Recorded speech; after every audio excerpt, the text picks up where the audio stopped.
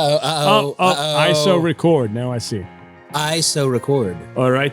ISO record. ISO record. Yeah, we did this before. ISO record. Yep. I don't remember that. Okay. I think it was episode 2.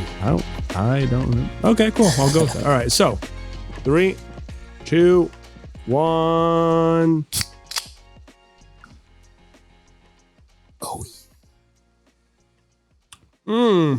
So refreshing.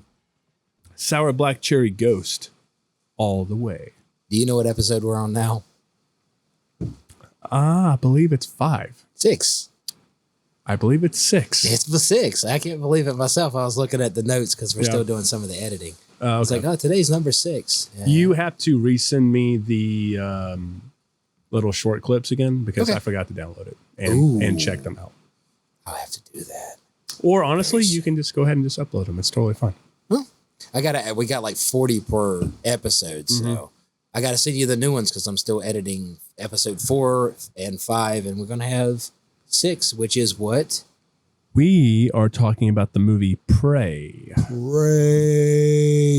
I'll go over the short overview on this. Actually, yeah, I'll go over it right now. So, Prey is a 2022 American science fiction film in the Predator franchise. It serves as a prequel to the previous films, set in the northern Great Plains in 1970, or I'm being dyslexic today, folks. 1719, that's the year. The film is directed by Dan Trachtenberg. It's written by Patrick Allison. It stars Amber Midthunder, Dakota Beavers, Dane, DiLiegro, Michelle Thirst, Stormley Kipp, Julian Black, and Antelope, Bennett Taylor. The story revolves around a young Comanche woman, Naru, who is striving to prove herself as a hunter. She finds herself having to protect her people from a vicious humanoid alien that hunts humans for sport, as well as the French fur traders who are destroying the buffalo who rely on for survival. For the good old trade. Mm-hmm. Let me go over that again because I was not ready. One thing real quick, guys. As you're watching, we have probably the worst rainy season, so you might catch some of the audio is going to be hitting a metal roof the place we're in. And also, we're not in our normal, we're in the normal space, but not in the normal setup. So there might be a little bit of audio issues, but we're going to have fun with it. We'll be fine with that. I would like to open this episode up with story time. Story time. We just did a red carpet premiere for a new movie. How was the red carpet for you? Stressful because, I was working it almost the whole time. Yeah. Don't work it anymore. I'm not going to. Just participate. I'm going to next time just be me, my +1, and my boys. That's it. I will say this now. It's very interesting because I've done 2 red carpets with you. One where I'm starring in the film. Yep. So I'm enjoying it, but I'm still like kind of working. Yeah. And then this time, I'm solely just enjoying. Yeah, and it was definitely interesting. It was a different. For me, it was also seeing the edit for the first time. As weird as that sounds, it's true. So I was a little shocked at some spots. Some scenes I know that I really like got cut. But that was more of a producer's call. That's the bad thing about sometimes producers sometimes get last call. Usually, a lot of the times directors do not get the final cut. But I liked it overall. There were some things that I wish they would have done a little different. But for the most part, I was happy with it.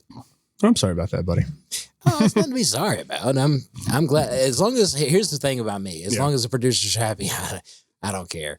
That makes sense. If I hated it the whole time, I'd probably be like fighting for that final cut. But no, it was, the ending came out really good.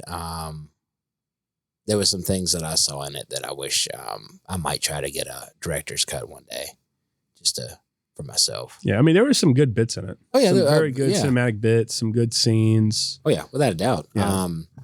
I mean, like I said, overall, I really liked it. Yeah. Well, I was mainly talking about the premiere itself, not just the film, But that was fun.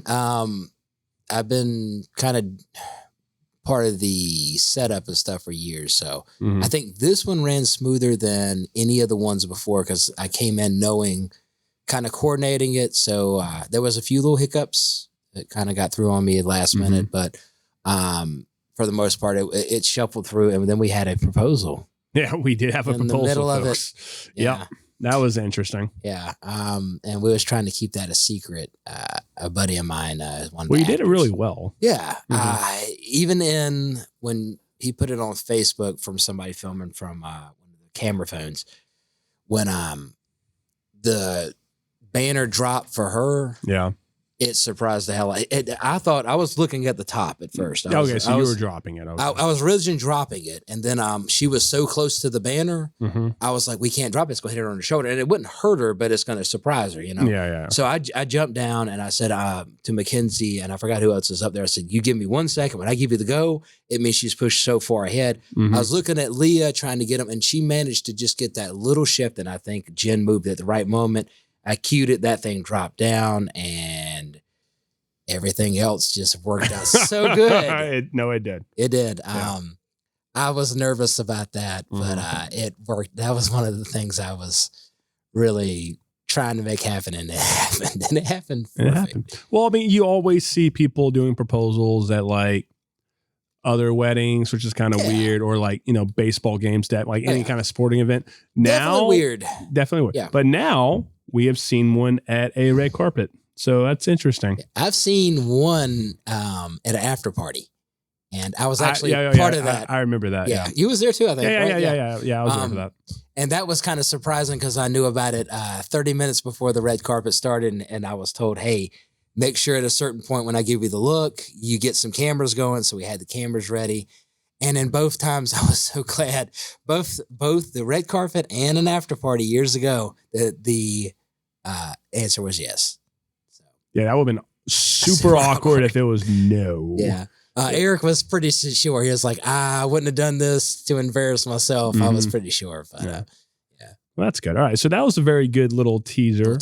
Little trailer for our main course, so to speak, or an appetizer if we're going with food analogies. So today, the movie we're talking about is Prey. It is a 2022 American science fiction film in the Predator universe. It serves as a prequel to previous films set in the Great Northern Great Plains of 1719. The film is directed by Dan Trachtenberg, is written by Patrick Ellison. It stars Amber Midthunder, Dakota Beavers, Dane DiLiegro, Michelle Thirst, Stormy Kipp, Julian Black Antelope, Bennett Taylor. The story revolves around a young Comanche woman, Naro, who's striving to prove herself as a hunter. And then she meets the Predator and stuff ensues. Initial thoughts?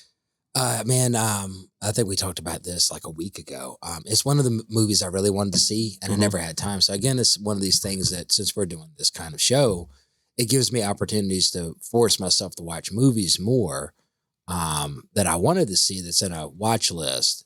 This is one of the ones I was really wanting to see, like when it first came out, like on Hulu and stuff. And it's just the life was so busy at that time. It just kept getting pushed back. So I loved it. This is one of the few ones I really, really like talking about. I kind of talked to you when we got on the phone one day that I didn't realize it was filmed during COVID.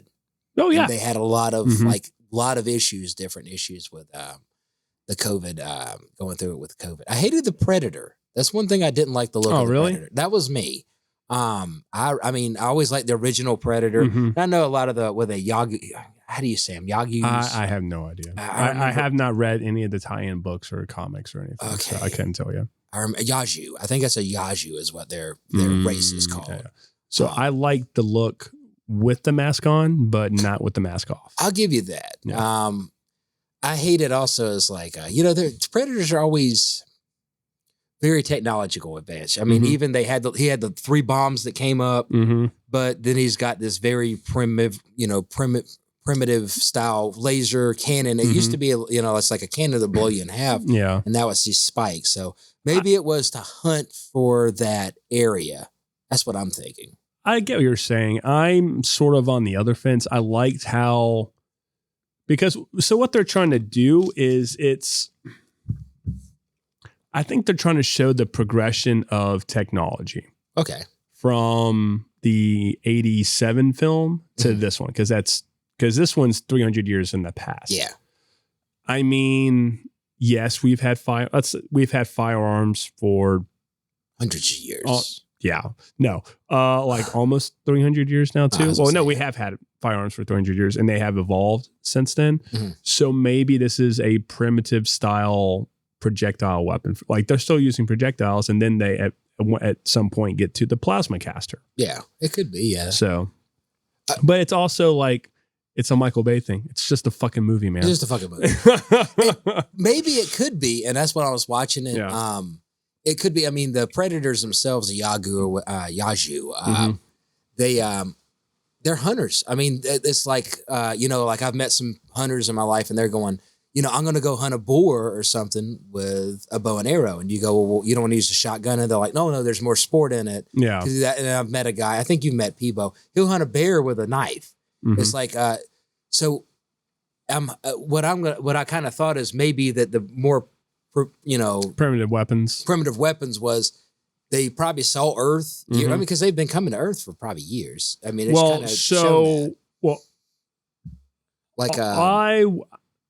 get into that in a second. Okay. Again, yeah. You just finish your thought. Oh, well, and that's kind of what I was thinking. I was like, just like when he had that shield come up, mm-hmm. I was sitting there thinking, I was like, maybe they was exploring the planet and they're going, to be a real good hunter, let me hunt them not with like a plasma cannon because that's gonna be too easy. Mm-hmm. Not let me, some of the stuff like the net. They've always had that net. Yeah.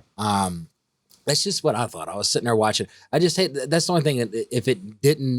If it wasn't that, and they just kind of came in with the plasma cannons and stuff, mm-hmm. I would have been like, well, I think the film balances them in a sense. Mm-hmm. Because you're talking about humans with just spears mm-hmm. and bow and arrows. Would they be going up against someone with like what we would consider a modern predator mm-hmm. with the plasma caster, and all that stuff? All the fun it stuff. Would be not as interesting a movie. Yeah. Oh yeah. Because it would be like watching someone who is a heavyweight boxer who has been undefeated. And he's going up against a child. Exactly. Yeah, and it's just a complete blowout and the undisputed guy wins. Oh yeah. It'd be it's one not punch an interesting. knockout. Yeah, exactly. Yeah. It's not probably kill. Yeah. It's not a very interesting fight. Yeah. So they kind of balanced it out a little bit because like they did take away a lot of the tech that the Predators usually have. Oh yeah. Which I'm okay with. Mm-hmm. So. And they dumbed it down too. Like mm-hmm. he had the nuke almost with the Arnold Schwarzenegger. Yeah. And then when he released the 3, and you saw the top, it was like pop, pop, pop. Mm-hmm. It just did these little like grenade pops, They weren't even really grenades. If you watch it again, it's more like the Destructo disc from Krillin. Okay. It's more like that. Yeah. Because they are up like about head to chest. Yeah.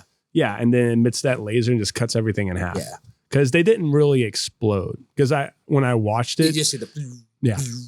Yeah, you see the lighting effect of the laser just sawing everything in half. Yeah. I didn't really see any bombs, to be honest with you. But also, when it was dying, I mean, that's kind of like also. But it was doing the bomb, the countdown. It was doing the bomb countdown. Yeah. Yeah. Mm-hmm. So okay, I did like about that because, it's like modern day, mm-hmm. when you hear countdown, like Arnold and them, they knew something was going on. They knew exactly what those that is. people, they played it perfect. Like they didn't know what the countdown was. They had no Except clue. for that one Frenchman. He was just like, I'm thinking this is bad. I'm going to run. Yeah. Also, okay. So I'll get into that stuff. All right. So I went over it's produced by John Davis. I went over the story. Cinematography was John Cutter. Mm-hmm. This man did phenomenal. Yeah. Music by Sarah. I'm not even going to say that last name. We'll put her name here. We'll put her name in the thing because I can't say it. I'm sorry, guys. The production companies: 20th Century Studios, Davis Entertainment, Lawrence Gordon Productions. Distributed by Hulu. Mm-hmm. Release dates, running time 99 minutes. Languages: English and Comanche. We'll get into that in a second. Yeah, I thought that was interesting. The budget is $65 million. Mm-hmm. Yeah. So I thought this is my second favorite Predator movie besides the original. Okay. And the reason being is it brings it back down to its roots, what the story is ultimately about, mm-hmm. which is not really man versus nature, but it's a story of survivals. it's a take on the Most Dangerous Game. Yeah. Which is a story from, I think, like the 1920s about hunting man and stuff like that. So it's a story about survival. And like, even with the original one, like you have these hardcore commando dudes with all these weapons and grenades and stuff. And what happens? Yeah. They use it. It does not work. And what do they have to do? They have to resort to primitive survival skills. And that's how you take this thing out. And that's how you take the Predator out in this one. Yeah. With the most basic of primitive weapons. I mean, when one dude tried to shoot it and it came back ricocheted. That was hilarious. I loved it. I had a feeling that was going to happen. Yeah. And then it happened. And I was like, okay, I like that. That was funny. But like, it's a very interesting, fresh take on this because it's sort of like that Deadliest Warriors show that used to be on Spike TV, like who would win in a fight. And when I first saw the trailer on YouTube, like I didn't know what this actually was. I didn't know it was a Predator movie. I'm just watching. I'm like, okay, some Native Americans they're stalking in some high grass. Okay. Yeah. And then all of a sudden I see that camo shimmer and I go, it's gonna be this is gonna be good. Comanches versus Predators. Yeah. Hell yeah. I am down for this. Yeah. So, and that's what I really like about it is it brings it back to its base premise, which is what the original movie was. It was. It wasn't multiple plots like this is going on. There aren't any twists really going on. It's a very simple story. Oh yeah. Comparatively to all the other films. Yeah, and I like that it also showed this time where the Predators are and I might be skipping ahead, but the gun it makes appearance in Predator 2. Exactly. Yeah. So what was I going to say about this? So it sort of retcons itself in a way. Because if you watch the Predator, how he's doing everything, he's exploring. He doesn't know anything. Like he sort of seems like this is the first time he's ever been here. Yeah. So what I mean by it sort of retcons itself is with like AVP, they've been there for thousands of years, the Aztecs and stuff like that, right? Well, this dude is interacting like he's never been there before. So maybe this is the first time the Predator species has interacted with humans. It could be. Yeah. Or even like when I was watching that, I kept thinking maybe he came from another planet hunting. And this was supposed to be like maybe man is alien itself is pretty damn hard to kill. So maybe that would be like your last thing of manhood. Because he looked like a younger Predator, too. So that's why I was thinking maybe it's a rite of passage. Maybe he came from one planet. Because he almost seemed a little injured in the beginning, like a little bit. Like maybe he came from something that was easy to kill and he got some heads there. Or, I mean, they kind of just dropped him off. They kind of just dropped him off. Yeah. And like, well, that's the thing is like, they didn't even use drop pods. It was literally like hovered. He got out and then the thing went off. Yeah, you can see the technology change there. And I like that. That's one thing I did like. That's kind of what I was thinking. I was like, maybe this is a rite of passage, Maybe, it's always a rite of passage from my understanding of all these films. I hate to say it. I want to see a Predator movie where the Predator kills everybody. I mean, every time like Predator 1, Predator 2, they always die. And they're supposed to be the like biggest game predator, the top of the food chain. In a way. Okay, buddy. Okay. I want to see man lose. You are getting ahead in this story. That's our segment later on in about 30, 45 minutes. Oh, gotcha. You can tell me about your Predator movie all you want when we get there. When we get there, it's going to be fun. So development of the film began during the production of The Predator in 2018 when producer John Davis was approached by Trachtenberg and Allison with a concept that they had been developing since 2016. Filming took place in Calgary in the summer of 2021. Most of the filming was done in English, with some sequences being shot in Comanche and French. Now, what's really cool about this film, and I think it's the first film to do this, is a full Comanche language dub was provided for the film with the entire cast reprising their respective roles. Yep. So I thought that was amazing. Oh, yeah. I think they did that on the DVD release, which you could get. It's also on Hulu. Is it really? Yeah, that's how I found out. I saw it on Hulu. I didn't watch it with that dub, but like I saw it, which is really sick. Yeah. All right, so I'm going to go through the cast and then we'll go through some plot. So Amber Midthunder as Naru, the young Comanche warrior who protects her tribe against a predator becoming a war leader. This was our our protagonist. Mm-hmm. Thoughts? Okay, her. I was a fan of her in Roswell. I watched some behind the scenes stuff. She did all of her own stunts, so that gave me more respect for her. I mean, I loved her character, honestly. I like that they even played like a little bit of fate, like she saw the Thunderbird or whatever she called it. Thunderbird. Yeah. And it kind of became like for her, there's something now I have to go. She thought it would be the tiger, I think, or the panther. Lion. Yeah. Mountain lion. Mountain lion. Yeah. It's kind of just was showing. I like the symbolism. Like this is a path now you feel like you have to take. And then she, in the end, was the only one that could kill it. You know. I liked everything about her character. Not the lion. Not the lion, Not but I'm the saying lion. the predator. The ultimate real, ultimate top of the food chain. Well, this is what she chose as her rite of passage was killing this thing. Like there's a line like when they're tied up, the brother's like, "You chose this." Yeah. All right. I also like that when they was tied up. I don't think it could be killed if it bleeds. It can die that callback line. Yeah. That honestly, like, so on the internet, a lot of people was like, "Really, dude? Come on!" But honestly, if you're going to do a callback line, that's actually like it was great. A great spot to put it. Yeah, without a doubt. I love that. I mean, I was like, when you hear it, it don't sound cheesy or anything. Like, okay, I mean, realistically, I mean, if it bleeds, it can die. Yeah. You know? And what's really refreshing about this movie is, even though it's a prequel sequel, and they do have callbacks and references, they all feel grounded and not used for just nostalgia for nostalgia. For like that, the sake of that. Yeah. Does that make sense? Yeah. So overall, I loved her character. What do you feel about it? So this is, in a sentence, this is the perfect way with how Hollywood should do their female protagonist in all their action films. This is the perfect example. Yeah. And the reason being is she's not a Mary Sue. You see her journey. You see her acquiring skills. In the very beginning, she's not the best at everything. Yeah. It's not like Rey from Star Wars.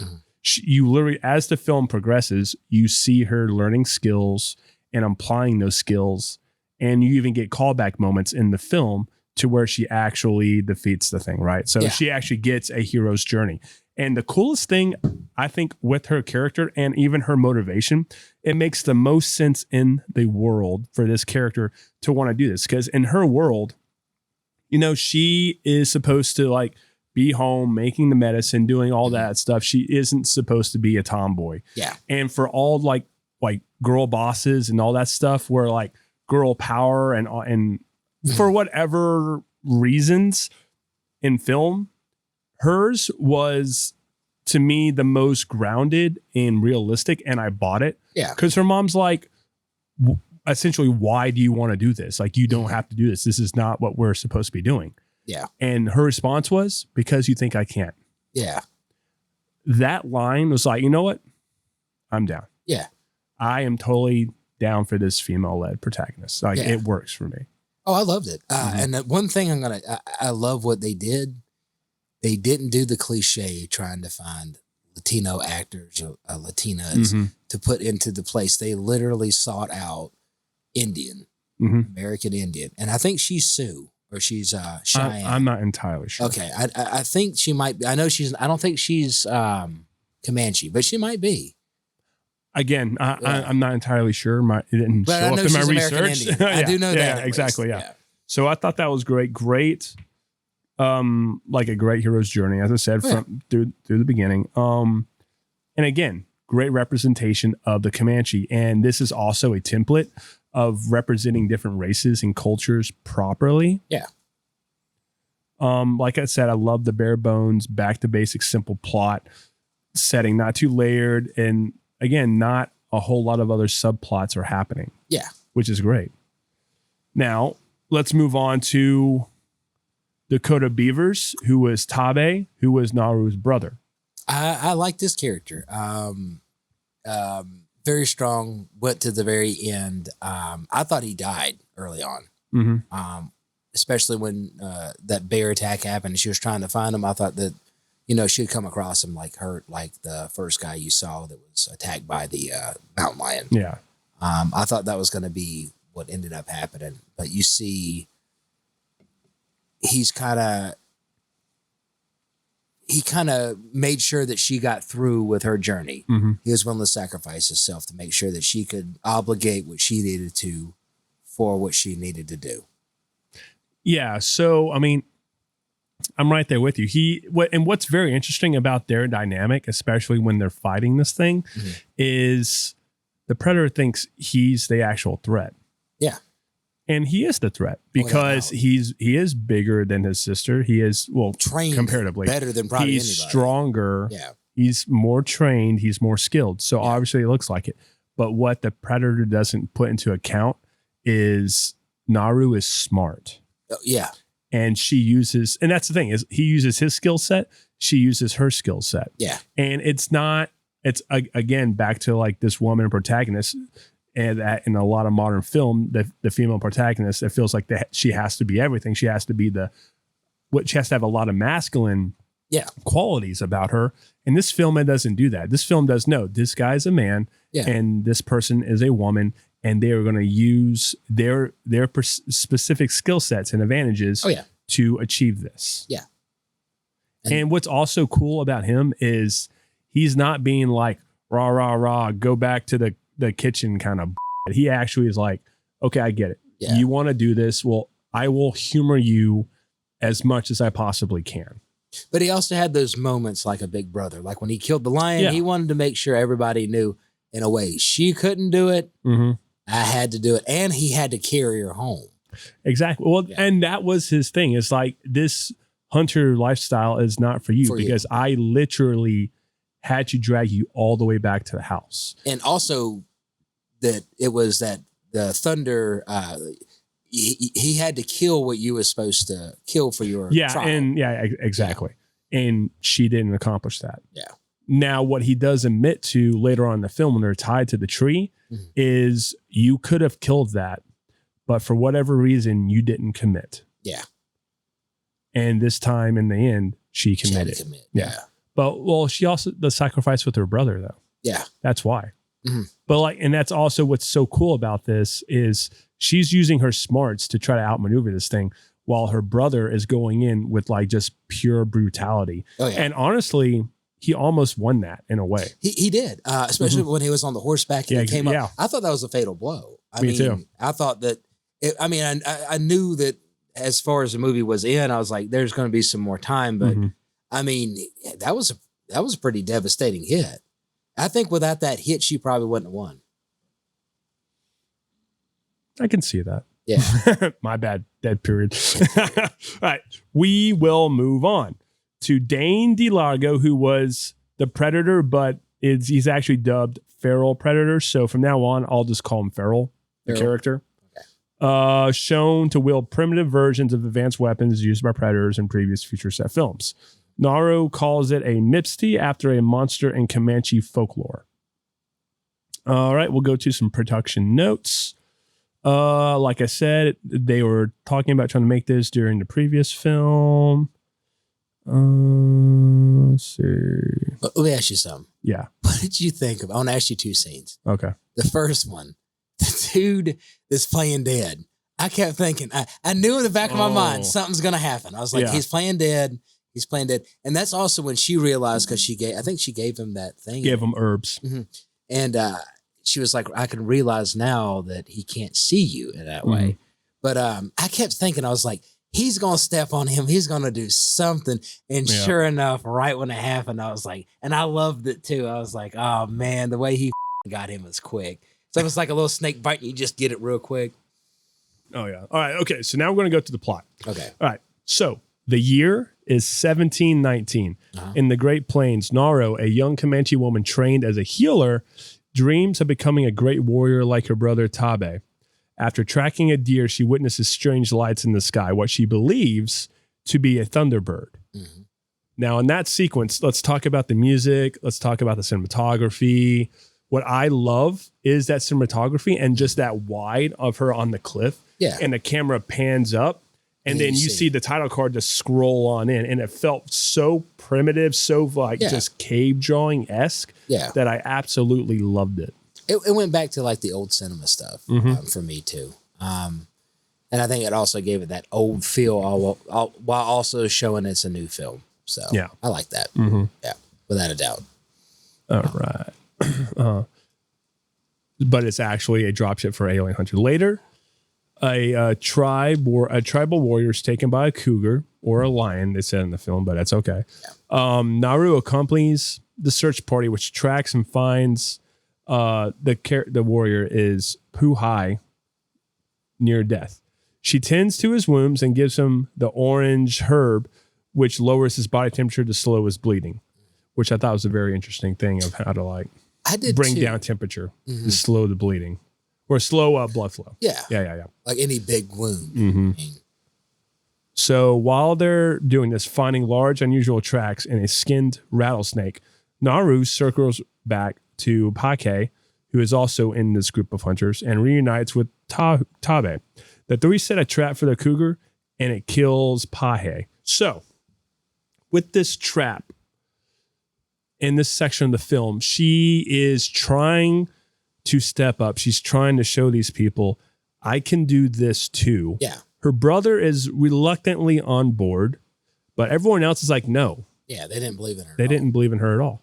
And it's interesting because how this is set up and staged with the setting is she comes up with a plan, and you're seeing the early stages or seeds of how she's going to be in this film. Yeah. So everyone else is very much like, no, we're just going to walk up to this thing, stalk it, come around. She's like, no. Let's be smarter about this. Yeah. Let's set bait. Yeah. Because that's what a real hunter does, is set bait and just walks around and tries to take it out. So with this tree, because this is the setting of the actual fight in this action sequence, what did you think about it? The lighting, the cinematography? I'm trying to think about the scene. This is still is this with the lion? With the lion, yeah. Oh, okay. I thought we were talking about with the predator. No, with the lion. With the lion, when she got spooked with the dude in the tree because she thought this was her thing. And then he got grabbed. He got killed. Yeah. I thought everything was set up good. I thought really what it was going to be is when it was that little moment, I thought that we'd never see the lion because I thought really, because it kept showing like little aspects of the rabbit running and then it's up to the rattlesnake getting killed. I kept thinking it's showing that this thing's going after as much of the biggest predators as it can. So I thought it already killed the lion at that point. I thought this would be the first time we saw the predator. When I saw it was the lion, CGI was great on that one. I do want to say that. That and the bear was amazing. Animal CGI in this film was killer. Amazing. Even in the opening sequence with those two deers, I can't tell which one was real and which one was fake. Or if they were both fake. Exactly. I mean, so the setup of that one, I thought she's going to, because she gets to the back. And I thought my it's like my first time seeing it too. I thought she's going to kill it, and she thought she's achieved what she needed to achieve. And then there's this bigger thing coming, but she didn't. She fell. And then she wakes up, in the teepee, and she realizes her brother had to carry her back. Yeah. I love that because it showed this strong character trying to be very strong, and then this brother character coming in showing a weakness for her. Yeah. That's what I thought about it. What'd you think? So it's great tension building. Oh yeah, without doubt. Because you're going into this, it's pitch black. You're thinking the predator's going to get them right then and there. But no, you do see the skinned rattlesnake, and she's like, "What is this? What's going on?" Then she sees the weird track, his footprints, and she's already thinking. She's already trying to she keeps telling them this is not something we've ever seen. Exactly. Yeah. And it's big. And then they get up to the hill, and they check out that tree, like I already said. And she's like, "No, we're gonna do it this way." And her brother reluctant is like, "Yeah, let's actually do it this way." She does know what she's doing, but she also kind of doesn't. Yeah. And I thought it was very interesting. It's great tension building because she's up on this tree with the other guy, and he's just being a dick to her. Oh yeah, and he's been antagonized the whole time. The whole time.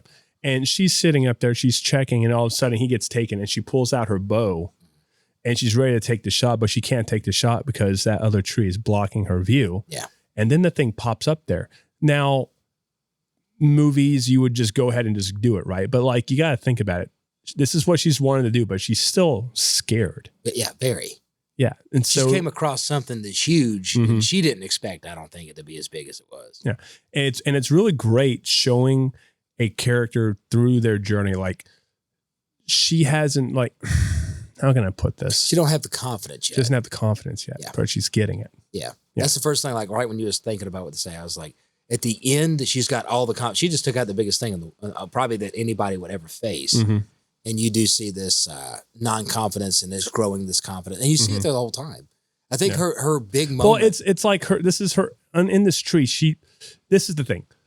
I think she thought this was going to be hard, but it would be easier than she thought it would. Than she thought it would. And then she's actually doing the thing and she goes, oh no, this is actually hard. Oh no, I can actually be killed.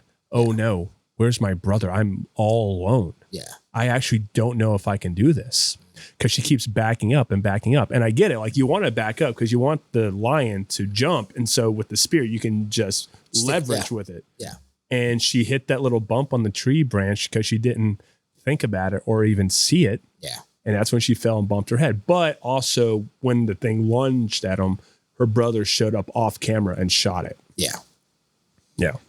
And also, I think for that moment, too, it seems like they go out in a group. It's kind of like one person is supposed to make the kill, but it seems like, and I may be wrong, but if you're going out in a group, it's kind of like maybe some of them was supposed to be support to try to get it in. You know, like sometimes with hunting, they were trying to like box it in or something. Yeah, I think she realized at the top she's by herself, and that fear kicked in. Like, is my brother already killed? It just got this guy. So and you see the fear in her. And one thing about that Amber Midthunder is in her facial expressions. I think that's my favorite thing of her acting. She shows fear, she shows happiness, and I saw that through like Roswell and stuff. She's a very when she could portray. She's very emotionally literate. Yeah, with her and face. she can show it with her face. Yeah, I think that's hard for some actors to do. So for her, it's like you could see the fear when she's confident. You can see the confidence. I thought. I mean, that's one thing I'm glad they chose her as that character. Same. All right. Next section of this film. She is knocked down unconscious and distracted by a loud roar and lights in the distance. Yeah. She awakens at home, being carried back by her brother. He returns to the village carrying the animal, earning the title War Chief. Convinced of a greater threat in the woods, she departs with her dog. She stumbles upon a bog pit and narrowly escapes before being attacked by a grizzly bear. So, in this section of the film, my favorite scene. I'm not gonna lie. I loved her training stuff and acquiring skills, and like as much as of a gag, this tomahawk with a rope on it is. Yeah, it's brilliant. It's brilliant, but it also, like, especially when we get to the fur camp, it's definitely very CGI and just not believable, and you just kind of have to go with it, at least in that particular situation. Yeah. And honestly, I am with the fact that she would not be that good with it or that quickly. Yeah. That would take like, I mean, when I first saw it, I was like, man, because when we get to that segment, I want it to be Japanese. I mean, feudal Japan, when we get to that segment. Yeah. So when I saw that, I was like, you know, she's not great with a tomahawk, but then she puts it on a rope and all of a sudden she's like 40 years training with this thing. I was like, okay. I'll give it to her. I'll give it to her, yeah. Yeah, that's the one thing I just didn't like about that. But see, this is the thing, at least about this opening first act and into the second act, which is what I'm going to say, is you're in a whole new world. And honestly, if this world did not have a predator in it at all, I was still captivated from the music, the cinematography, the acting. Yeah. Like I'm having a great time just watching her track this animal. Yeah. And one thing, like when you're saying that, one thing I love about this film, and for me it was, okay, you see your mid-boss, like in a game. You got your mid-boss, which is our lion. Then you get to this bear. And I mean, a bear's a beast to kill anyway. And then she can't get, you know, her string pops. Yeah. And then you see in-game boss shows up. And not just that, you see how strong it is. I mean, it's picking up like that bear's easy 800 pounds. Oh, yeah. And he's picking that sucker up and gutting it. And then you see the strength of this predator and you're going, okay, in-game bosses here. Mm-hmm. And you already know, you kind of, since it's a movie, what's going to happen. But it's, for me, it played great to the journey. You've got your first kind of act in a way, and then you get to the second, and then you got your main, entree. Now you've got this thing, and it's following you at that point. After that, it's coming to get you all. You know. So, what did you think about? Just to get away from her for a second, let's get to Farrell. So, his escalation of trophies, in a sense. So he goes from the rattlesnake, then he goes to the wolf. Yep. And then, yes, he does go to the grizzly bear. Yeah. What did you think of, especially the wolf fight? What did you think about that?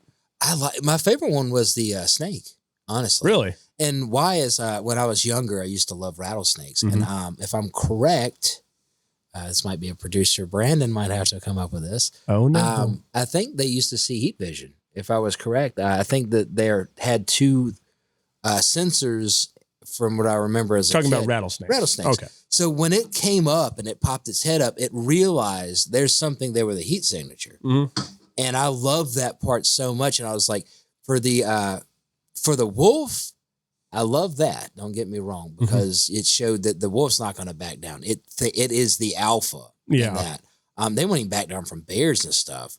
What I didn't like though is they usually go in packs. So I would have expected a few more. Yeah. I mean, there is lone wolves when they get older and stuff, but I would have loved to see it be not like they was hunting in a pack and that predator really have to fight a pack of wolves. I mean, that's what I was hoping for, because that would have shown like a different sportsmanship. Like, how do you take on a bunch of them coming at you one time? Yeah. I thought the CGI for the wolf was incredible. Without a doubt, yeah. I thought the mask HUD CGI just tracking the thing was fantastic. And that wolf was right to be pissed. That was his food. And then the predator's like, nope. Yeah. Boom, shoulder check. And then the wolf got him in the ankle. I thought that was awesome. Oh, I'm glad it did. Yeah. Well, I figured like the predator would just take it out easy. Yeah. But he wanted to give it see what it was going to do. I think it maybe. Well, I was going with it. Actually surprised the thing. But like, you might be right about that too. Yeah. So I thought that was really fun. And this is what's going on. It's like you're doing these little escalations throughout this entire film, which is why it works. Yeah. Like, I even think that he tested the bear, because the bear got him for a minute. You know, I mean, that's just me with a predator. I always see like we was saying, the big guy, if you're going to go and you're going to fight, you want to let somebody at least get a crack and you see, I mean, if you want it to be a fair fight, if you're going to go reach on it, you take out the guy with the first punch. Oh yeah, without it, yeah. All right, okay. So let's. So what did you think about the grizzly bear sequence with Naru? I love that. That was probably my favorite scene, the whole thing. Because she comes up with, I mean, you're going to need a whole tribe to take that thing down, at least. When she sees it, it's like, she's like, oh, I'm going to try to get it. Then her bow breaks and it's coming for her. Favorite thing was the dog. It knew its role. Yeah. Let me get it away from my owner. Showed a loyalty unlike anything else. Like dogs are loyal. Yeah. I'm going to run and get this thing. I love when it's running back and she realizes that thing's coming with it, Oh, yeah. Going underwater, finding I don't know what happened to the dog at that point. The dog just ran off. Yeah. Well, I kept thinking like when she got back to the camp, I thought maybe the predator killed it. I mean, I was like, her dog just died trying to protect her. But man, that was probably my favorite whole scene with that predator, with that bear. Yeah. And I guess for me, just enjoying that moment was that bear's big. And when he picked it up, I was like, you see this. I've never seen the strength of a predator until that moment, Like you see how, big they are. Yeah. But then you see, I mean, it looked like I said before, like a younger, smaller dude. So the predator, like from original Predator, what could it be bench pressing? What could it pick up a Humvee or something, Yeah. I mean, it picked it up with ease, and it's just like, I was like, damn, I love that scene so much, And then after... I also thought it's like it starts seeing humans at that point as, are they the alpha predator? Because it felt like it was more not afraid, but it wanted to start going after them at that point. Well, it was an unknown... like variant. Almost. Yeah, it's an unknown variable. Yeah. And that's kind of goes back to like the whole, this might be the first time they've ever set foot on this place. It could be, Because then after this, they keep going back constantly. Because they started seeing these things evolve. Yeah. Not just that, their technology. They're going from, bows and arrows to to like better firearms and stuff like that. But no, I agree with you. So I really like how, especially with the writing and the tension, like she's observing this bear, and at first I don't think she's actually going to try to hunt this thing. I think she's just watching, observing, and waiting. Then what happens? The wind comes in and blows her scent downwind. Yeah. And as soon as you see her hair fluff from the wind, you know something's going to happen. You see her face go, oh, and then you cut to the bear just being like, and she already knows what's about to happen, and she pulls out that arrow, and she's about to pull it, and what happens, because of the mud from the bog, she didn't properly clean her bow. Yeah. The string popped off. Yeah. So exactly, the dog did its role, run down, distracted, got the string back on, and then ran down the hill to take this thing out. Yeah. And honestly, that bow is not nearly powerful enough to take that bear out at all. It's going to wound it if it piss it off. Yeah, it'll piss it off. Yeah, but that arrow is not going to go in.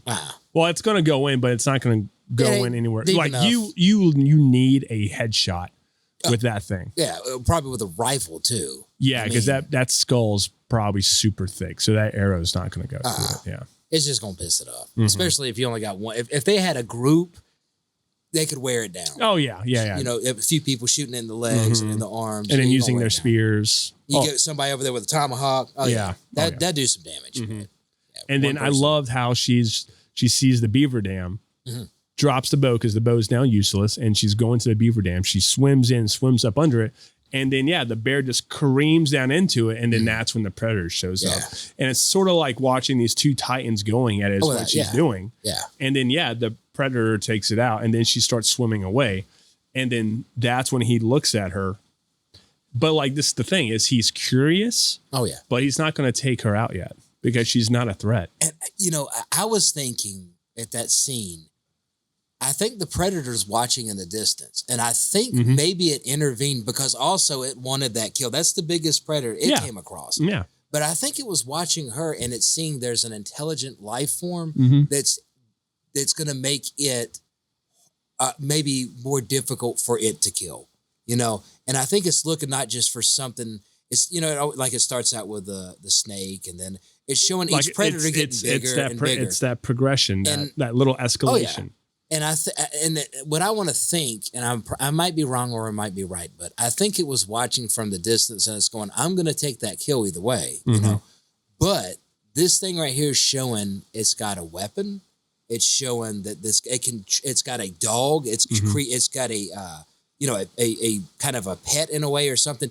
It's trained something to run something away, and it's showing it's got some kind of intelligence. And I think it was sitting there looking at it, going, that might be the biggest game for me on this whole thing. And maybe there's more. And I think that's why I wanted to track her home. True. One more thing in this section, and then we'll move on to the next. During her tracking scenes, what I absolutely love, because what this film does is it does great setups and payoffs later on down the road. With the trap, with the buffalo. We're watching it. We're going, fur traders. They're killing all the buffalo, taking the furs, maybe taking the meat, but they're taking as much as they can. Yeah. And she almost gets clipped because her dog gets clipped by that bear trap. And then you see it later on down the line, because after this, now we meet up with the hunters who have been a whole group. They've been ordered to go get her and to bring her back. Yeah. This gets to the next section. And honestly, this was a great fight, I thought. Oh yeah. I loved everything with that whole sequence, and they knew that she saw it too. One thing even before we get to that, like we get a somewhat conclusion between the guy who's been antagonizing her the whole time and her. They actually get into a fight. Yeah. He eventually wins it, and then we get into the predator stuff. Yeah. But I love that, because that's another thing about her is she doesn't take shit from anyone. Oh yeah. And it's very natural and grounded. Yeah. One thing that kind of got me when she was when her and the dude's running in the field, I didn't like I guess it goes against the Predator for me. It didn't know they were armed. And when it was pulling this little laser out for him, and she had to get him out of the way of it at first, or did he? I think he got stuck, didn't he? No. She pulled him out of the way. She pulled him out of the way. Yeah. It's just kind of like in Predator 2 when it detected somebody didn't have a weapon. Even I think that kid, I haven't seen Predator 2 in a while, but it realized it was a plastic gun, and it's like, hey, there's no threat here. I didn't like that it was willing to even try to kill him when he wasn't a threat. I think that's he still had the bow. He still had the bow. He still had his bow. Yeah, you're right about that. Yeah. So, but when she became weaponless, it did leave her alone. It did. Yeah. So, yeah, about this next section, like I'm saying, it's escalating. It's escalating, right? So, crescendoing. So after her and that one dude, I'm just going to call him her and the fight. Yeah. Then we get into the Comanches versus the Predator. Yeah. And this is when we see the first glimpse of, I'm going to call it a bolt gun. Yeah. I'm just going to call it a bolt gun. Yeah. And I was just like, oh, because you see the 3 little dots get on them. And I'm just like, oh, we're going to see the plasma caster. I was hoping to see it. And it became a bolt gun. And I was no, I'm not going to lie. I was definitely disappointed. I wanted the plasma caster. Yeah. But as the film progressed, I kind of, especially what they do with the bolt gun, I was like, you know what? I'm okay with the bolt gun now. Yeah. But so what did you think about this action sequence with the fight? With the one Comanche guy dies right off the rip, so you only have 2 left. Yeah. Man, this film had so many good things going. It's like probably one of my favorite ones we've reviewed because I have nothing bad to say about any of it, really. That scene, they're trying to be strategic. She's tied up at that point, right? Yeah, she was tied up. And she's being like, yo, untie me. Untie me, yeah. And he's just being that guy. No, we handle this. Yeah. Or whatever. And then the little lasers coming out and stuff. And I'm going, man, it's going to start. I think it was testing them too to see. Oh, it totally was. Yeah. But totally how smart are they? Their capabilities. Yeah. Are they able to, see it almost, And I think that's one thing about predators in general. It's like they're going to come across a planet somewhere where no matter what camouflage, something's be seeing heat vision. It's going to be able to see them, I like that scene. My favorite was with all the hunters and the, which would be a little bit later on. But when he pulls out that shield, but what did you think about the Comanches kind of? I thought that was a good scene. I thought it was a great fight. So it's a great, that one dude, he tries his best, but he gets taken out super quick. And then that one actually gets a hit or 2 on this thing. Yeah. And then, yes, they get killed. And then, but what was really cool is as she's watching it, again, she's smart. She's using them as a distraction. She runs around the log, grabs her tomahawk, cuts the thing, does the little super John Wick flip with it, grabs her and just bolts as soon as the last Comanche guy in that fight gets taken out. Yeah. Now, this is my second favorite sequence in this entire film. And it's all based on cinematography, what the characters know, the tension that's building. So she's running in this tall grass field. I love the cinematography of this because the camera's falling with her. And then all of a sudden, she gets yanked down and there's her brother, because this whole time we're wondering, where is her brother? Was he already taken out because he was off scouting for her without the rest of the group? And he's down with his bow ready to go, shh. Yeah. I see it out there. Yeah. Kind of doing what Duke did in the original. And then what's so interesting and at the same time heartbreaking is this is a great ambush tactic, but it sees you. Yeah. And you really sees can't you see it. And you can't really see. Well, you can. If you really look. Yeah. And so it's starting to creep up on them. Oh, in the field. In the grass. It's stalking up to them and they're sitting down and he's about to take this shot. And then she goes, I see the dots, and then just yanks them. And then we go back to the wide, they pop up and start running. Yeah. And what really got me was they go to a bird's eye view and you see this thing just chasing them. No, not even chasing them, galloping. Yeah. Just eating up space between them. Yeah. And then that's when a shark, like you would see a shark in the water. Or more to give people a better, a cinematography comparison, like a velociraptor. Oh, yeah. It's very reminiscent of that tall grass scene in The Lost World with the velociraptors and hunters. You see your predator stalking and it's running. And then the brother gets taken and gets cut up. I thought he died. I did too. When I watched the sequence, and then we'll get to that later. And then she gets out of that field, and what happens? Payoff. She gets hit by another bear trap. Yeah. And that's what stops her. And she loses her tomahawk. Mm-hmm. And that's when the predator comes up to it. And that's when she gets the first new instance of, hey, this thing's actually different. It's not a killing frenzy. It's not a wild animal that's just trying to kill. It's got a specific purpose. Yeah. Because it actually, I don't think it lets her go, like lets the trap go. It just picks up the chain, sees it, and then just walks away. Yeah. It's looking at her like you got trapped. Mm-hmm. Are you that smart almost? No, not even that. Well, maybe, but from my point of view is like, oh, you got trapped. You have no fight. Mm-hmm. This isn't worth it. Yeah, well, and then I'm not going to just kill you when you're stuck there. Yeah. I want you to fight back. You need to fight back, yeah. Exactly. So then it goes away. Mm-hmm. And then that's when it gets to my number one favorite sequence is with the fur traders. Yeah, the hunters. And what's so awesome, and it goes back to my point about this film being grounded and in reality, is all these fur traders, they're talking French. Yeah. Only one person doesn't, and he uses the excuse, I speak many languages. Mm-hmm. Kind of a plot armor thing just to keep the plot moving. And you know what? I'm totally okay with it because everything else you've already bought and sold me. Oh, yeah. And then you find out later that in that sequence, the brother's still alive. The dog is still alive. They've trapped them. Yeah. Because this whole time you're like, where is the dog? Mm-hmm. And then you realize. Yeah. Yeah. And then you see the fur traders. And then after that, this gets to my favorite sequence is when they tied them up to the tree. Yeah. And then it's the predator versus the fur hunters. Yeah. Or the fur traders, trappers, whatever. The poachers. Exactly. The French. Yeah. I'm going to call them the French. Yeah. The French. But I love that scene. I didn't think those guys would be hiding like they were. Mm-hmm. I don't even think it saw them.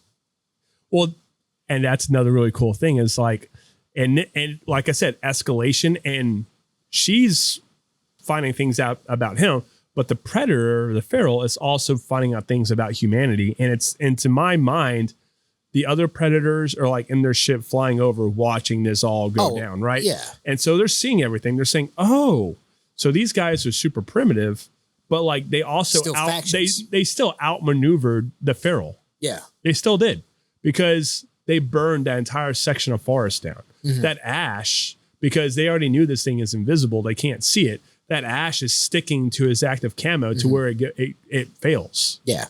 And I'm sure that the overlords in a way are watching and they're these guys are smart. We need to come back. This is a good hunting ground. Yeah. So even though he did take out the sniper and his spotter, and then he was just wiping them out. And then he just walks into it. He can't see those traps because there's no thermal signature on them. Mm-hmm. And so then he gets hit with it and then they start popping out. And like, honestly, they had it if they had just killed it with that when it had the net over it just in. But they didn't for whatever reason, and then it overpowered them. Yeah, you give a beast like that a chance, you're going to be screwed. And this is when the feral gets its moment to shine, gets to show off all of its weaponry. Now, one thing I was kind of confused, and I had to go back and do a little bit of research on it and watch some YouTube clips. Mm-hmm. But I think that net bomb was actually a trap that he threw down. Yeah, it was. Yeah. And then it exploded, caught that one dude, and then just started pulling him into the ball and just ripped him to shreds. Yeah. So that was cool. I love his shield, the whole concept of a shield, where it's like, it's a defensive weapon, but it's also offensive because you can just slice people with that thing. Oh, yeah, when he took the guy's whole head off. Yeah, that was so sick. I like that, yeah. So sick. And then he also has like the standard claw sword, like gauntlet swords. Yeah. It has a little bit more of a curve than it usually does, and it's a lot longer. Yeah. But I still thought that was really cool. Then he had the other one used to have the the spear. But this one was a double. It was still a spear, but he could break it apart and use it as two things. Yeah. I like that. Yeah, one was a sharp edge, and the other side was just a club, like a mace. Yeah, which I thought was amazing. This was definitely the best fight sequence in this whole thing because you see the humans doing these complex maneuvers on this guy, and whatever it's picking up quick. It's picking up quick, but like he's taking a lot of damage. Actually, He's getting shot. He's getting cut up and stuff. He's bleeding. But he's still taking him out. Yeah.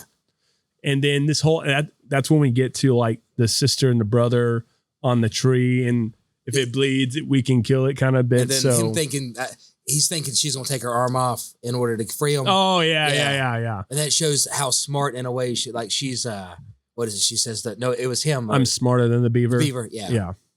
And and that's like that moment where you kind of understand, like, she really is smart. Yeah. She can do this. She's starting. It's in this moment she's starting to become like getting her own. Yeah. She's getting that confidence that we've been talking about. Because I think even she keeps seeing that she survived. Mm-hmm. She's got a shot. And then I think also she's seeing the French being able to wound it. And she's sitting there going, it's taking some damage realistically. Yeah. She knows that really, like he said, if it bleeds, it can die. I think that gave her more of the confidence too. But I still think he did the most damaging blow of all time. That gave her, that's what I think. Riding that horse when he comes up, pop, and he got it. I'm going to get to the next section in here. Section. Jumping escape. They escape to the camp and stumbles upon a dying Raphael who teaches her how to use the flintlock pistol in exchange for treatment to his severed leg. So in this scene, I don't know if I want to go back to the forest fight action. No, that's fine. We'll keep going. So when we get to the camp, and she, at this point, like she's moving like a soldier, like she's like sliding in and just looking, checking around, and she sees that they're about to take out her dog. Yeah. And that little quick knife fight exchange was fantastic. I loved it. Yeah. Well, she had to fight the guys at the camp that's coming in. Yeah. Mm-hmm. Now, I didn't like the whole like tomahawk sequence because she tries to use it. It gets caught somewhere. Yeah. And then they go to a Y where she gets it and she's like still slinging it, but she never had the thing in her hand. Yeah. Very CGI, very cheesy. Even when she like flicks it back into her hand, you're kind of just like. It's like the Force. Yeah. That's what I felt like. Yoda, come on, give me the. Yeah, I was like, oh, man. I was kind of like, all right, I'll go with it. I'll give it to you. Yeah. And then. Oh, I enjoyed it. Yeah, I enjoyed it. And then Raphael catches her with her proverbial pants down. Yeah. And that was nice right there because he was just like, no, he like you could see in his eyes, he had to make a choice. And he was like, help me. Yeah. Yeah. I'll do whatever it takes to live. Mm-hmm. Yeah. And then she starts using that herb. And then that's when she starts realizing that this thing can't see. Yeah. Can't see him because his blood is slowing down. So his body isn't as warm. And I liked I thought at that moment, because you see the heat signature, he sees the warm blood going up and then he sees the cold body. And I think the predator was confused at that moment. He was confused. I mean, he's like, there's warm blood, but there's a cold body. Yeah. And I think for a moment, and this is just me, I think he thought this is the trap. This is the first time. Well, he was looking around trying to see where could someone be? And even the surprise when he killed him, it was like, have they found a way to cloak themselves, fighting me in a way? I mean, the dude's fully alive and there's no blood flowing through his system or it's slowed down. Yeah. You saw the surprise on that thing's face too. Oh yeah. But that was and then the brother comes in on the horse and starts. That was like, I was like, yeah, let's do this. Let's take this thing out. And then they both start attacking it together. And it's very reminiscent of like Bucky and Captain America. Like, I felt the same way. Hitting up on blow for blow. Yeah, blow for blow on Iron Man and stuff like that. That was so sick. And he kept pulling. And this is what I like about him is he's so skilled. And this is why the Predator saw him as the threat, when in reality it's actually the sister. Yeah. Is he's using his bow and arrow. And this whole time you're watching this film, you're going, the bow and arrow, like it's not that effective against this thing. And he shows you how effective that weapon can be. And he also broke his mask off at that point, didn't he? He did, yeah. With the he came in with a club almost. Yeah, with the Predator's club, he smacked him with it. But like to go back to the bow and arrow, as the feral is like running at him and swinging at him, and he's dodging and ducking and slipping. Not just that, he's actually taking his arrows out of his body as he's sliding across and just shooting them right back in him. Yeah. Now that shows you when you're a very competent with a bow and arrow and you're very skilled warrior, how effective that weapon actually can be. Yeah. And also in close quarters battle. Yeah. And why the Predator probably seen him as the biggest threat of them all. Yeah. This dude is like special forces in a way. You know, he's over there f***ing them up worse than I think anybody has. You know, with the most primitive weapon. And then he threw the cloak back on. I was like, oh, okay, well, the fight's over now. Yeah. And, you know, at that moment, I think it showed that thing was scared. Because normally it's like, let's just do, you know. He was getting overpowered. Yeah. I mean, I like that it showed his weakness. Hey, I'm going to kill you, you know, but I'm going to do it kind of in a cowardly way. I got to get the upper hand one more time. But it's also, you are the top of the food chain. I mean, we do that as, if we're out there and we're hunting something and it's better than us and we find a way to cloak ourselves, we're going to be like, hey, I'm up creek, let me cloak myself, you know? Right. Yeah, I love that scene though. Definitely. So Raphael plays dead. Naru realizes that the Pharaoh cannot see him due to his reduced heat. It accidentally steps on Raphael. He screams and gets killed. Yeah. And then the brother rides in on horseback. Oh yeah, this is a thing too. Like she tries to use the pistol, but she doesn't use the pistol, and that thing gets knocked off. And that's another thing, that it's an example of like showing just how smart she is, and not just smart, but she notices things where no one else notices these things. That mask got knocked off. And this is the thing. The Pharaoh kept using his bolt gun, hoping that the bolt would at least hit him before it gets redirected by the mask. Yeah. And every single time it got redirected, but she's watching this. Yeah. And she realizes, if I get that off, I might be able to redirect that and use that thing against him. And end up being the kill shot anyway. Yeah. So, okay. So then we get to the point where like the brother and the sister are back to back, which is a great sort of staging of them. Yeah. And then he realizes something and he's like, I'm not making it back. This is your fight. Yeah. Like you accomplished this. Yeah. And then that's when he gets taken out, sadly. And I was so bummed because he was doing so good. Yeah. But it also gave her like that emotional. Yeah. It's passing the torch in a way. In a way. I think. And I'm looking at it as a religious thing too.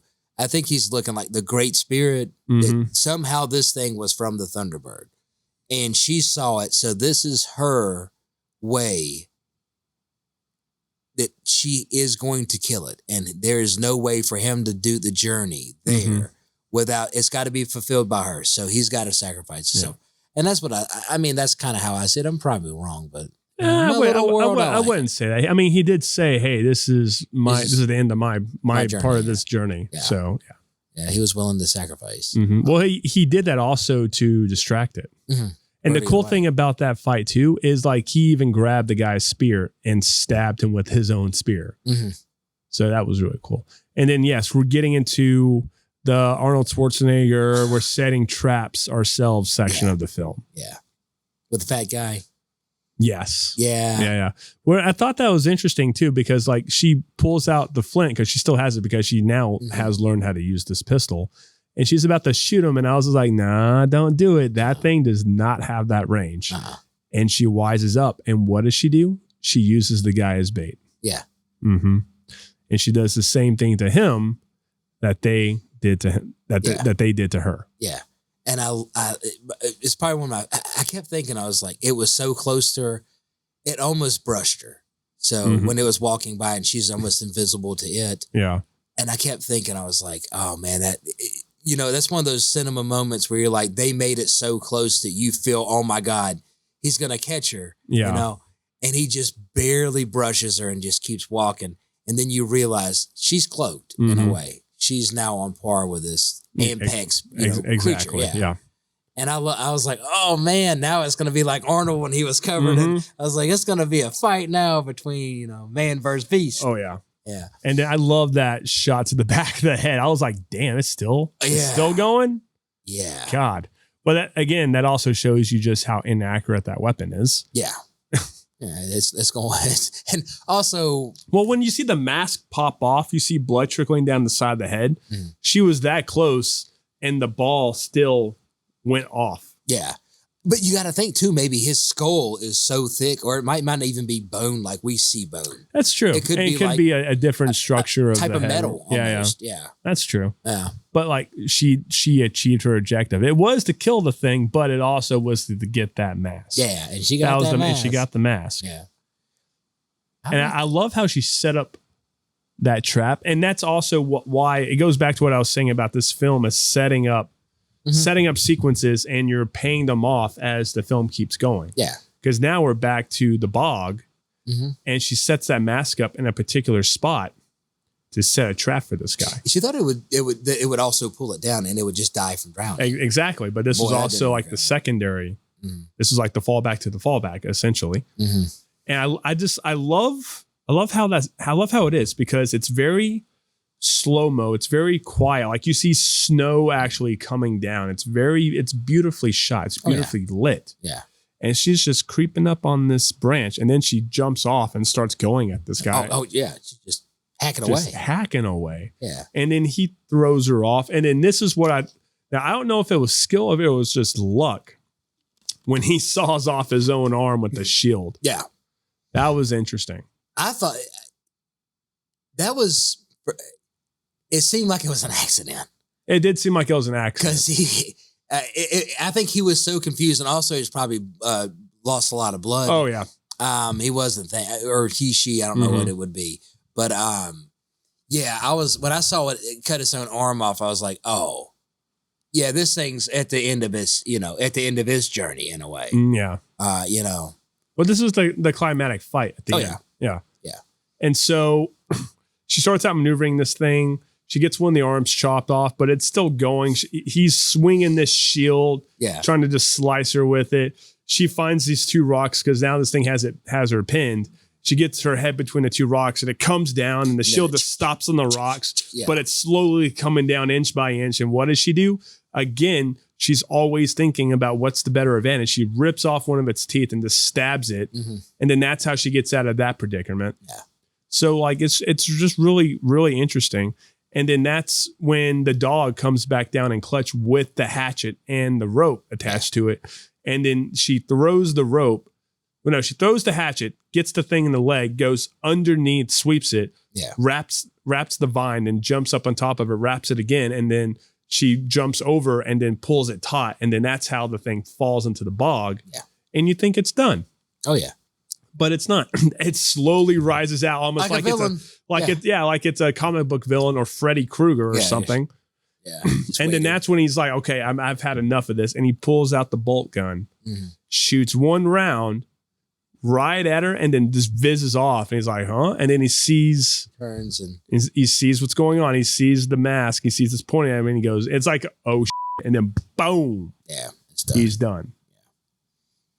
So it's a very simple but yet brutal fight. Everything was executed perfectly with this film. Yeah, it was. I liked it, and then it ends with a gun. not even that. It's just like even after she like takes him out, she screams her battle cry, her cultural thing she has to do. Yeah, like I have done this, and not even just for her, but for her brother who sacrificed himself for this fight. Just had to fight at that moment. Yeah. Even the one she didn't like. Well, the fur trader people. But. Yeah. Well, I'm talking about just her Comanche. Oh, yeah. I know. I mean, the fur traders. But, I mean, I think also, if you was in that situation, I'd probably be like, I mean, so much adrenaline, you got to get it out somehow. Oh, exactly. You know? And then maybe another predator show up and you're like, oh. Yeah. But yes, now we get to the very end of the film, and your favorite part, the gun Easter egg, because you've said it 3 or 4 times already. I love it's okay. No, I love it too. And that's another cool thing I like about this movie. But yeah, so she goes back to the tribe. She is now got the war chief title. She throws, and symbolism, and everything's coming full circle because her brother came back with the lion head and threw it. She's coming back with an even higher apex predator and throwing that head. She gets the staff of war chief, and she throws the old war chief the pistol that says Raphael, whatever the last name is, 1712, I think, on it, which is a great Easter egg and a callback. So the most obvious question is, how do the Predators get that gun back? Because they had it in Predator 2 and they throw it to Danny Glover. And did you see the end credits? It kind of ties in that they came back anyway with 3 ships. Yeah. So, and one thing, thinking about what you said earlier, and it just hit me when you said it just now, that might be the first time that they came across humans or at a time where humans were thinking unlike Neanderthals or something. Yeah. Because when they gave the gun to Danny Glover, it almost symbolizes this is the first time that you as a people, either we've came to your planet, or the first time y'all was even worth even, hunting at that point. Well, no, that's not true, because there have been in the first Predator, the local chick that they have kidnapped talked about there being like, this has happened multiple times, only in the hottest years. And this year it's very hot. Yeah. So no, they've been coming for a while. That gun is just symbolism of like, hey, we've been here for a while. Or it could have been the first time that one actually got killed. No, because they've all been killed.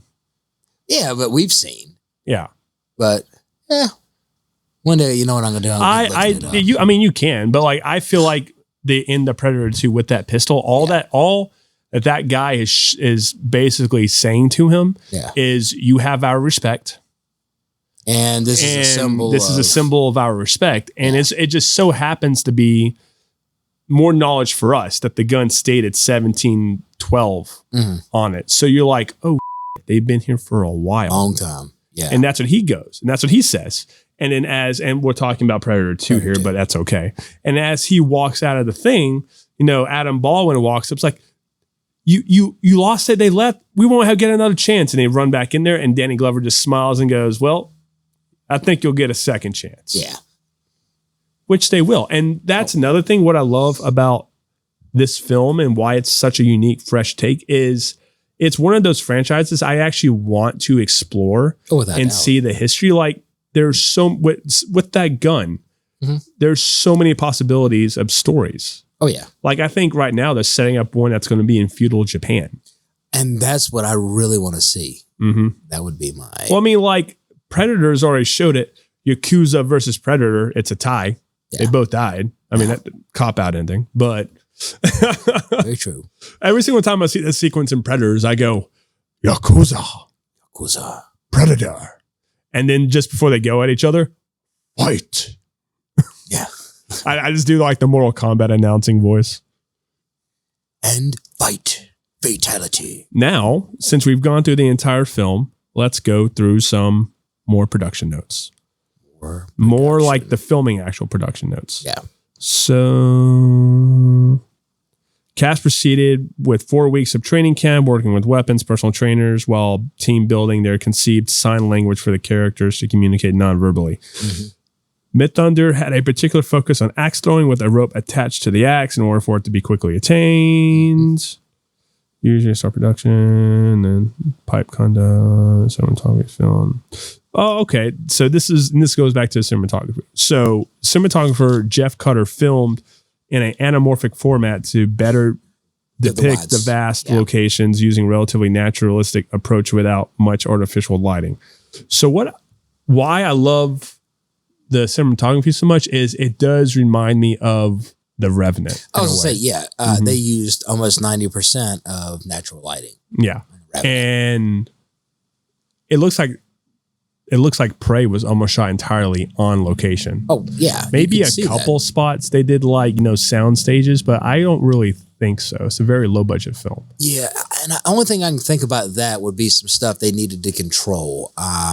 Maybe the forest fire right there. Because I don't think they would let them burn down a whole forest. Yeah, that might have been staged there. Staged there. And that's probably the only thing I can think of.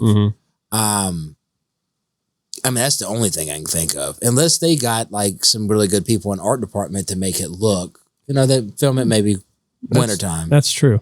What was her name? Okay, so the music was done by Sarah. I'm so sorry, I can't say your last name, Sarah. I want to say Schneider, but it's not Schneider. Anyways, yeah, we'll put it on the screen. Yeah. But anyways, what's so cool is as I'm watching this film, the music is very reminiscent of Last of the Mohegans. Yeah, it felt like it. Yeah, and it goes back to my point of like, even if this had nothing to do with Predator, I would have been so interested. She might have done something with. Well, this is the thing. So Dan Trachtenberg is also an avid video gamer. She did the music for Assassin's Creed Valhalla. Oh, okay. Now that was probably one of my favorite Assassin's Creeds. Same. I've only played that one in Odyssey, so. Oh man, I like the what do you call it? Black Flags. My favorite. I haven't played it, so yeah. Oh, it's worth it. I'll get into it at some point. Yeah.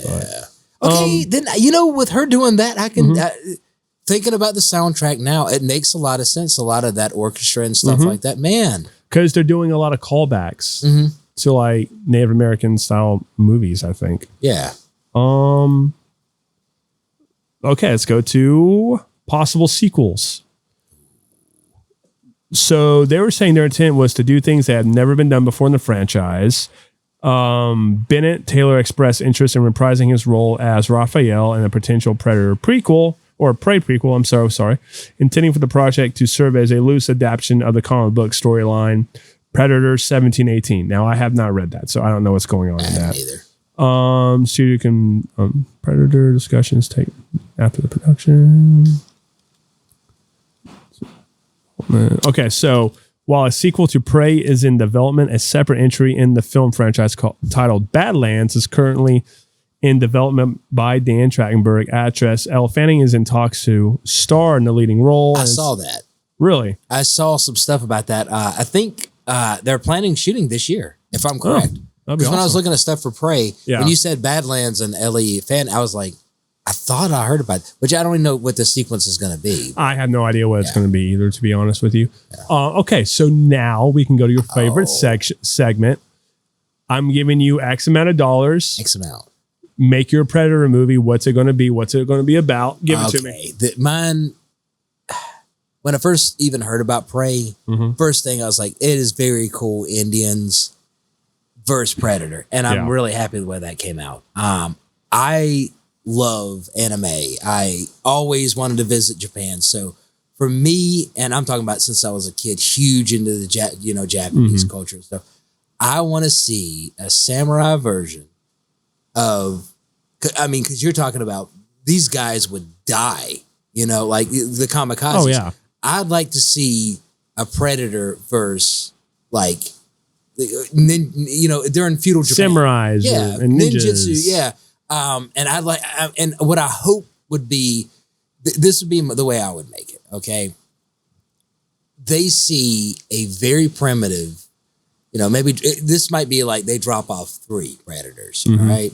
Because maybe they've been expecting, this is like 1800s, little past. We can go at that time frame. Okay. They still had them. Yeah. I would say they are declined in their power at that point in history. Yeah. So would you want like prime samurai and ninjas? I'm almost. Or would you want them in the decline era? Because you're really talking about the declining of that whole culture. I'm even thinking decline era. Because, and this is why I'm thinking, okay, why 3 Predators? Let's just say a few hundred, or maybe 100-something years just went by, and they're seeing humanity could just take out one of their own. And it took a lot. But they're watching, and let's just say they see, okay, these guys are still very primitive. Swords, they're not using guns too much. They're more, they still had cannons and stuff. And they're looking and going, these guys are worth hunting. Let's get away from America. Let's go over here to this little island. These guys are worth hunting. And let's play off that they're thinking, let's send 3. Maybe one of them's a scout and is not supposed to do anything unless the other 2 go down. The other 2 are young, like Yajas, right? Yeah. So they're down there. They're hunting to gain, they got to become a man. If they come back, they're men. Last one's just kind of like a younger, maybe super young one. And its only goal is to observe and report at this point. Instead of the overlords in a way watching, they're going to drop them off and see how they do. This is how I would do it. Okay. Definitely wars going on. And these factions start seeing that there's a big predator, right? Yeah. That's taking out both sides. So they get together. We're talking about warring factions. Let's play it off like that. And they are like, we got to kill these things. I want them to have more, instead of medieval weapons, I want them to be coming in with the plasma guns. You know, I want them to be at the top of their game almost. Yeah. And like I said, I hate to say it, I want the Predator to win. Yeah. I want it to come in full on. I've got nukes. I have weapons. And throughout we see it's got to start dumbing itself down. Like, remember in, I think it was Predator 1, it started taking its armor off. Yeah. Let's say when it starts killing, both these are happening in like two different parts of the region, right? Okay. They start really, maybe communicating. Okay, we got to dumb it down. We got to make this worth going back home. Not like we just, like we was talking about, we're the big guy and we hit the kid and we can kill the kid. We got to dumb it down. Let's take the plasma, but we're not going to leave it. We can get back to it if we need to. Throughout, they get, they're getting damaged, big time damage, because you're fighting a people that are willing to die for a cause. At the end, one of the Predators, the scout, we'll just play off the scout, is the one, he's carrying his brother almost home. Okay, he's damaged without a doubt. They know now, we as a people, even with as they start dropping more weapons and stuff, we're not there yet. So they're going to give it a little bit more time, and then maybe the 80s are coming back. Well, I guess it wouldn't be because the girls said they start coming back around that time when they start going, oh, how about this? They leave almost a weapon, right? For somebody to see and start building a technology. We'll play off that. That'd be cool. Okay. Now we see, okay, let's play it off this too. There's a new world order in a way. Okay. That these guys are saying, okay, I'm going to go kind of crazy with it. It's just going to be me spending money. Why not? And then it ties into like the Adrian Brody was it was kind of more of a joke. I didn't like that Predator. Oh, I like that movie. It was good. I like most of them. What was his name? His name in that one was. Oh no, I'm thinking of the one with the keel in it. The what? What's his name? Peel and Keel? The dude. Oh, the Predator? The Predator. I like that one too. I like that one. But they had that order that kind of knew about him at that point. Yeah. So that might tie it into that they've had the technology, they leave something behind. But in my world, the Predator wins. And it realizes that they're not ready yet, but they've evolved from the, what is her name? Neri, the character. Naru. They saw that, okay, it took a lot of people to kill this one. So they send 3 and they realize, okay, as they've had to dumb down some of their weaponry, these people are still very much worth fighting. We're going to give them a few hundred years to evolve and let's see what they can do. Then if I had money and I got a sequel, here we go. Here's my quick sequel, okay? All right. In the future, the Predators come back and they get destroyed because we have the technology. So they send a whole army. That's what I like to see. Okay. What's your world? It's not as robust as yours. I have like 2 ideas. I wouldn't mind seeing a Predator movie in the midst of World War I. That would be very interesting. Because like they say in the first one, that woman, they show up in conflict areas and where it's very warm. Okay. So World War I, I think, would be interesting, where they have a little bit more better tech, but they're still like pretty primitive in a way. And then another one is I would go into the future and I would completely change this up. I would go almost Aliens. Like with Space this. Marines in a way. Space Marines in a way. Make this maybe a interstellar war at this point, or change it up to where we are so technology based, where we can still call it like Predator or whatever, but we're the predators and they are the prey at this point, where the tables are flipped. Yeah, we're coming to their lands. Ooh. Yeah. We're coming to their lands. Well, it's not so much that. Like, we're only finding like scout ships and smaller ships like that. So it's more of us against them, but with better tech. Okay. And then like if you wanted to, you could do like a Halo style thing and make it a big, massive interstellar war. That would be kind of interesting too. But I would say at that point you might be going to like flipping the script on it. Yeah. You want to keep some of the old cliches and like the old style of the original films still there. Yeah. So that's why I'm thinking maybe like a small sort of like the original film where you have a small special forces team where instead of they are being a hostage rescue team, they are a kill squad. Yeah. And their specific mission is to go out and hunt these things. Yeah. And clear out space of these things. That would be an interesting idea, I think, possibly. Play off this for a minute because it just hit me. And I can't remember which, I think it was Predator. I can't remember which one it was. When they, the face hugger gets the one. What if? Oh, that's the very end of Alien versus Predator. Alien versus Predator, that's right. I'm not going to lie, thinking about that, right when you was talking, I don't know why I went to this, but what if they started becoming their own race, the mix, right? Because then you've got this aliens, don't get me wrong, they are not at all stupid. The xenomorphs, they're very smart. And they're always been like a big time thing for they would raise them to hunt them and stuff, but they became pretty dominant, they could take them out. That, xenomorph version, it sees this as the best of both worlds. So it starts becoming its own race 60,000 years in the future, right? Well, I mean, it's smart and it's deadly. If you want to like go down the Alien versus Predator like franchise, yeah, sure, go for it. Yeah.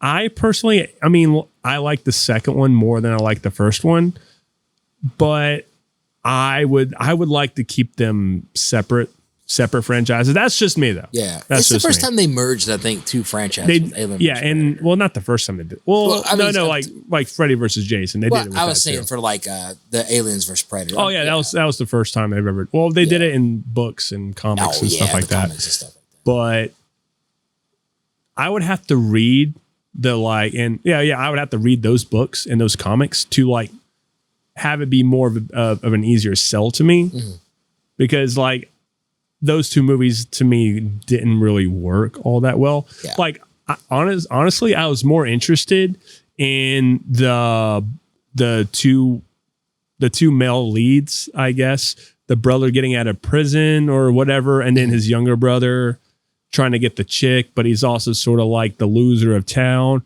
I was more interested in that storyline than whatever the hell the alien predators were even doing. Yeah. I didn't care. Yeah. Which one are you talking about? Alien versus Predator Requiem. I don't know if I've saw that one yet. There's probably a reason why you haven't seen it. Yeah. Because I don't think I've seen that. I'm going to probably need to watch it though. Why not? I liked it better than the first one. Yeah. Let me ask you a question. Okay. Was you ever scared of either growing up, Alien or Predator? I'd never watched the Alien movies until I was a teenager. Okay. And the first time I saw Predator was on AMC, and yes, I would. I don't know why I did this, but I would always peek out of the curtain when I was taking a shower. Oh, really? Because I was so freaked out about that thing. See, when I was growing up, the Predator didn't scare me. Because I kept thinking, I guess also when Predator 2 came out, I saw Predator 1. I never saw Predator 1 until Predator 2. Okay. And at that point, it didn't scare me because I was like, I don't have a gun. It ain't going to consider me a threat.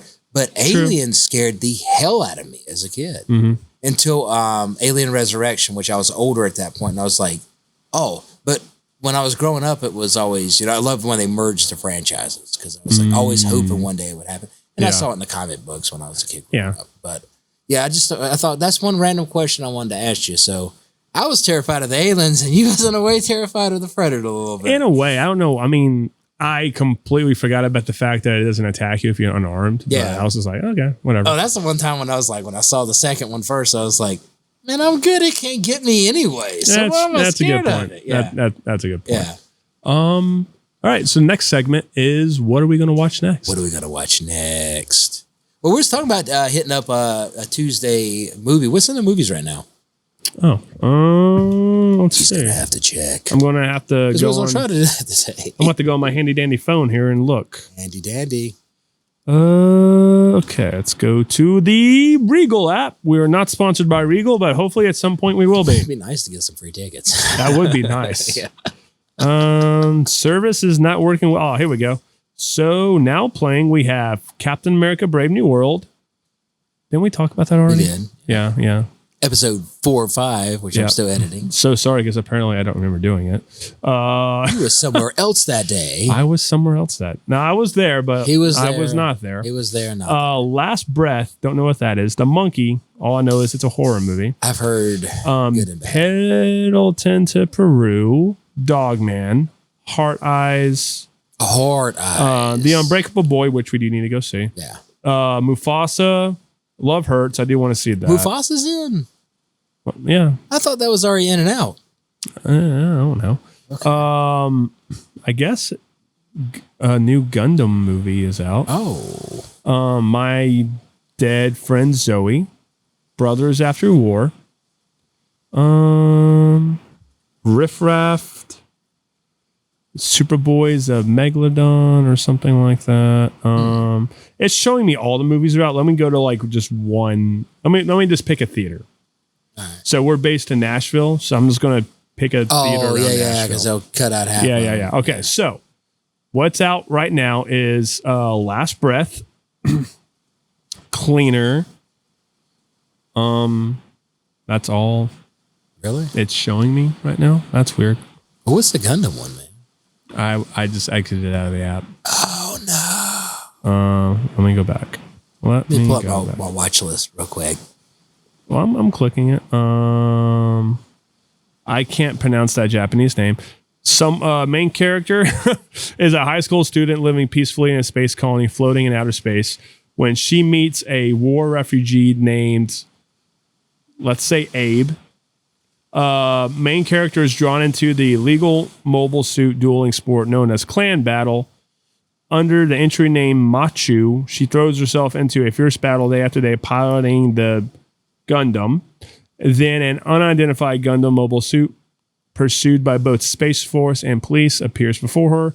Alongside its pilot, a boy named Shuji, I think. Yeah. I don't know. What about our producer? You got any ideas for what we should watch next? Yeah, you got any ideas over there, Brandon? You know what? I'm going to throw this out. Okay, A throw it buddy out. of It's your mine turn. was the executive producer of this.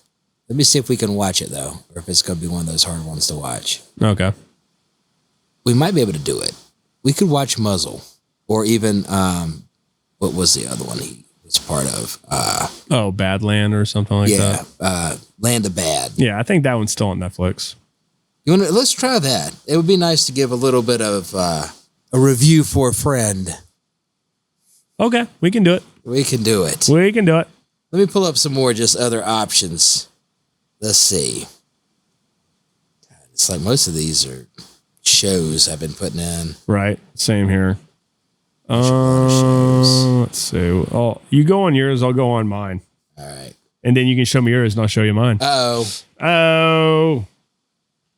I'll hit up my Netflix. That's right, fellas. I don't call it Netflix, and ladies, I call it Netflix. Netty. Okay, so I got a lot of shows. I do too, man. One day we got to do a bond. At some point, it says, No Time to Die is on Prime. Oh, the rant though, man. Yeah, no, y'all guys we are ain't so doing that. grimy. Runaway Jury, Dungeon Sicario, Counter. Sicario. You want to do Sicario? Dude, that's like one of my favorite movies. I'm not going to even lie. Okay, we can do Sicario. That one and the second one. We can do Sicario. Let's do Sicario. Okay, all right. So next time we will be watching Sicario, directed by. Next time we will be watching Sicario. And we are out.